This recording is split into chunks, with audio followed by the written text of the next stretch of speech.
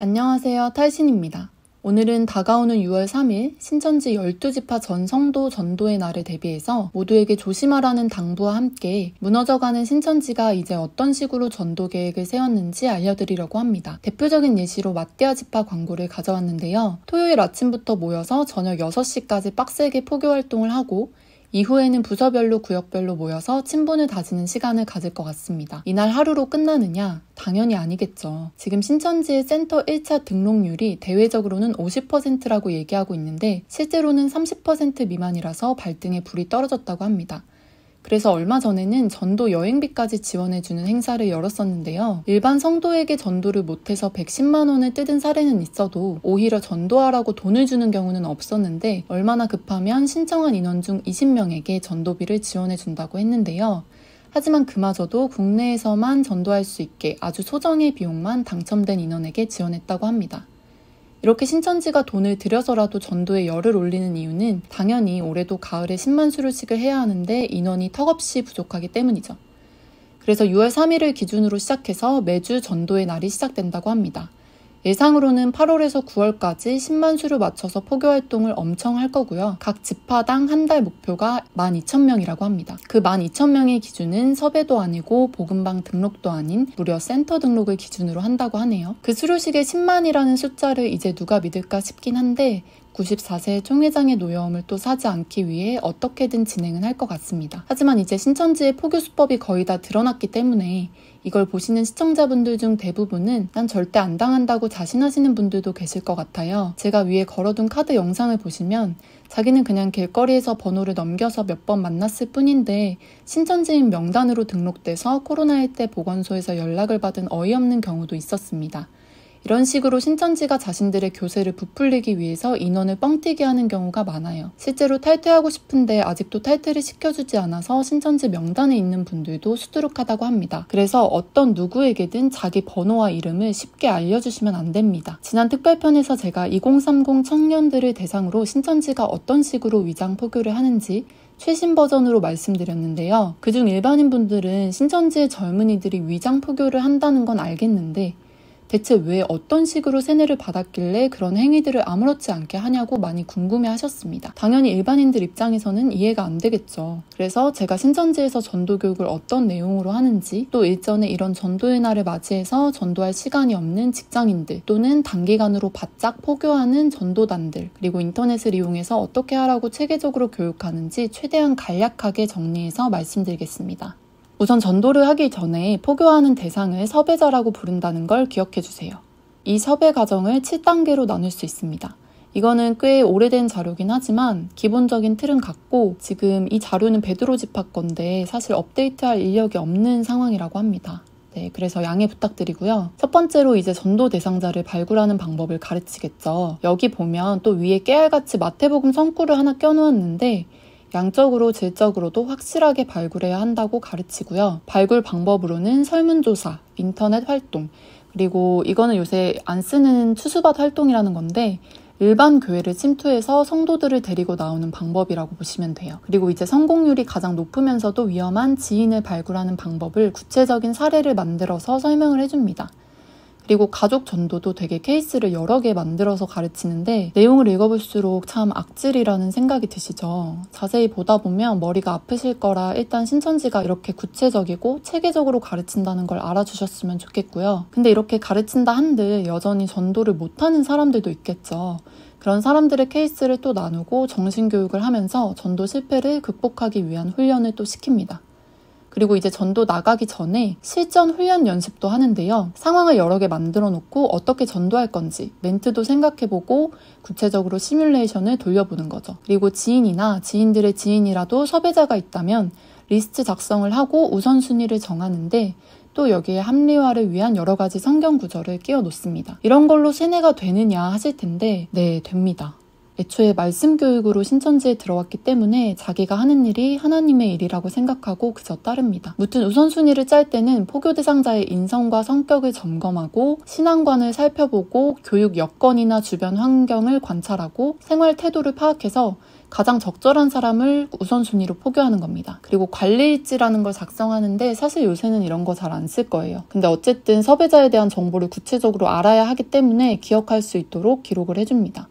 그리고 드디어 섭외자랑 끈끈하게 친분을 맺어야겠죠. 이게 약간 저도 말씀드리면서 창피한데 정말 유치원 수준의 애기라고 생각하고 신천지에서 이렇게 가르칩니다.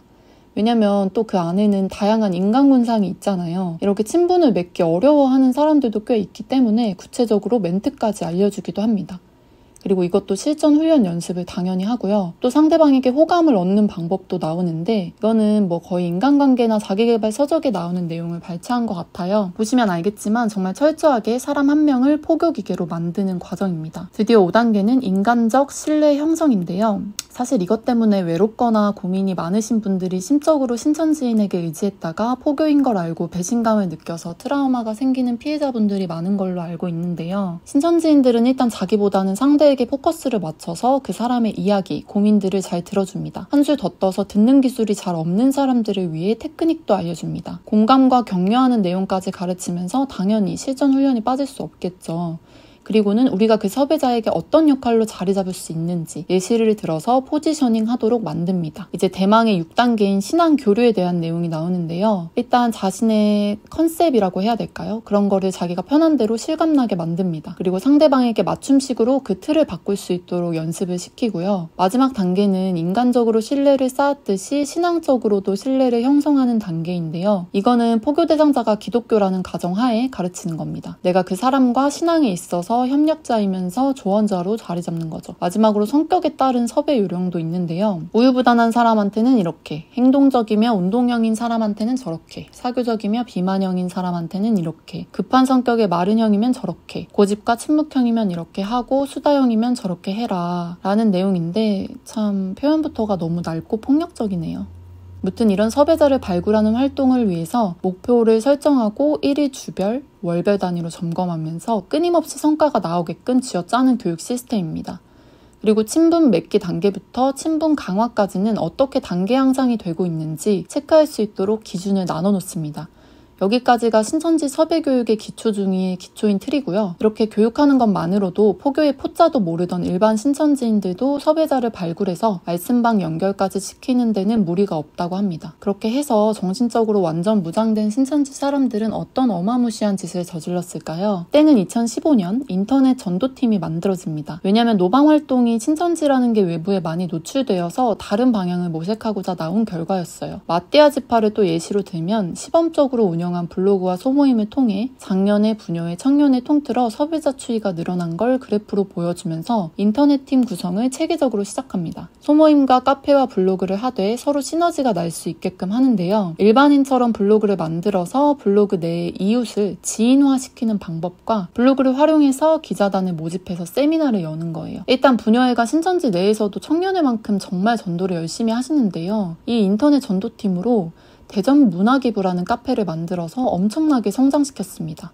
실제로 섭외자 유입이 많았고 프리마켓도 만들었는데 이것도 그 지역에서는 꽤 인기가 있었고요. 이 대전 문화기부를 카카오 플러스 친구로 만들어 놓고 지인한테 무료 문화 강좌 듣자면서 꼬시는 용도로 성공한 케이스도 많았어요. 청년회 역시 포교용으로 블로그와 소모임과 대학 카페를 운영했는데요. 블로그로 정모를 계속하면서 신규 섭외자를 만들어냈고 소모임 역시 회원수가 1년 안에 2,000명이 넘었습니다. 그때 들어오신 분들은 부디 지금은 다 탈퇴하셨길 바랍니다. 청년회가 벌인 짓 중에 심각한 건 대학 카페를 만들었다는 건데요. 행사와 워크숍으로 끊임없이 섭외자를 발굴했습니다. 다른 카페 예시를 보시면 전혀 신천지스럽지 않은 일반 카페 같죠? 그런데 이런 카페에 자신들이 만든 풋살 소모임 게시글을 올린 뒤에 센터로 5명을 보냈다고 하네요. 아마 더 보냈을 거예요. 심지어 자기들이 만들지 않고 회원수가 많은 일반 카페들을 침투해서 자신들의 소모임 링크를 뿌려서 관심 있는 섭외자에게 직접 연락이 오게끔 활발하게 활동했습니다. 이렇게 소모임과 카페 블로그를 활용하며 포교 활동에 시너지 효과를 내고 상담사를 매칭해서 또 복등이나 샌등으로 이끌었습니다. 한 카페가 성공하니까 분야를 가리지 않고 여러 가지 카페를 만들어서 포교 활동을 열심히 했습니다. 심지어 네이버 블로그로 어떻게 하면 상위 노출될 수 있는지까지 교육합니다. 정말 포교를 하기 위해서는 어떤 플랫폼이든 도구든 가리지 않습니다. 그걸 잘 활용할 수 있도록 열심히 공부하고 연구까지 하기 때문에 신천지인들이 광기가 넘친다고 하는 거예요. 그리고 이런 것도 할 시간이 없는 직장인들을 위해서 직장인 전도단도 주기적으로 만들어졌는데요. 40일 동안 반드시 센터인도 1명과 복음방 1명 달성. 빡세네요, 조건이. 자료 보니까 제가 입교했던 해에 만들어진 것 같습니다. 10년도 넘은 자료이기 때문에 자료 퀄리티는 양해 부탁드리겠습니다. 기본적으로 교육하고 미션 수행하면 피드백 받는 구조로 운영이 되고 전도부가 주도해서 부서별로 직장인들 교육을 합니다. 이 자료는 일반인들이 보면 좀 소름이 돋으실 수도 있는데 이렇게 옷 입는다는 표현으로 자신의 컨셉과 섭외 도구를 정하고 친구를 찾는데 장소는 뭐 보시다시피 대중이 없습니다. 그리고 여러 방법으로 교제를 해서 최대한 빨리 상담으로 이끕니다. 그래서 상담 도구도 뭐가 더 잘 맞을지 논의하고 피드백을 받으며 정해지겠죠. 근데 직장인이지만 40일도 할 시간이 없다, 6주도 못 버틴다 하는 사람들을 또 신천지가 포기하지 않겠죠. 5일 전도단이라는 게 있습니다. 이런 식으로 짧게 기획해서 거의 자는 시간 빼고 전도하는 전도단이 주기적으로 만들어지곤 했어요. 이거는 전도단 5일 교육 PPT 중 하나인데 여기서 조금 소름 끼치는 거는 공공기관을 사칭해서 전화 멘트를 시키는 부분이 있는데요. 물론 보이스피싱으로 여기고 관심이 없어서 거절하는 사람도 있겠지만 저렇게 불법적인 일을 포교활동을 위해 시킨다는 게 정말 답이 없죠. 이거는 이제 신천지 내에 있는 의사나 한의사분들이 있는데 그런 전문직분을 내세우면서 세미나로 또 이끌라고 광고를 했습니다. 이런 식으로 신천지인한테 있어서 포교활동은 거의 잔악계나 체화가 될 수 있도록 주기적으로 교육을 합니다. 근데 요새 신천지 2인자 취급을 받는 고총무의 성범죄와 평화공원 헌금 갈취에 이어 신천지 교리의 핵심적이었던 실상 변개로 많은 이들이 탈퇴하거나 모이지 않고 있는데요. 그래서 사실 전도의 날이라고는 하지만 일단 다시 대면으로 모여서 신천지인들을 활동하게 만들려는 의도가 큰 것 같고, 그러면서도 내부에서는 아직 입맞은 제사장이 없으니 주기적으로 계시록 시험을 쳤던 것과는 또 다르게 요즘에는 입맞았는지 10분 스피치를 시키는데 저렇게 위계 질서에 따라 확인하라고 지침이 내려온 내용입니다. 일반인들의 이해를 돕기 위해 인을 맞았다라는 표현은 신천지의 핵심 교리인 계시록 내용과 그 실상을 다 머릿속에 새겼다는 뜻이에요. 그러니까 내부적으로는 더 탈퇴하지 못하도록 이런 유튜브 채널을 볼 시간조차 없애게 열심히 전도도 시키고 말씀 스피치도 하라고 들들 볶는 거죠. 그리고 외부적으로는 또 한 번 10만 수료를 할 수 있게끔 전도의 날을 실시한 것으로 보입니다. 그래도 마지막이라 생각하고 또 열심히 포교활동을 펼칠 것으로 보이니까 혹시 신천지에 번호가 남아있는 사람들은 또 연락받지 않게 조심하시고, 일반인분들은 의심스러운 접근이나 연락이 온다면 또는 내가 가입하려고 하는 소모임이나 자기개발을 위한 교육의 장에 참여하려고 하신다면 부디 어떤 곳인지 자세히 알아보시고 잘 확인하시길 당부드립니다. 여기까지 영상을 마치고요. 이 영상을 좀 더 많은 사람들이 보실 수 있도록 구독과 좋아요 부탁드리고 아니면 링크를 소중한 지인들에게 뿌려주시면 좋을 것 같습니다. 다음 영상은 이어지는 시즌2 에피소드로 찾아뵙도록 하겠습니다. 시청해주셔서 감사합니다.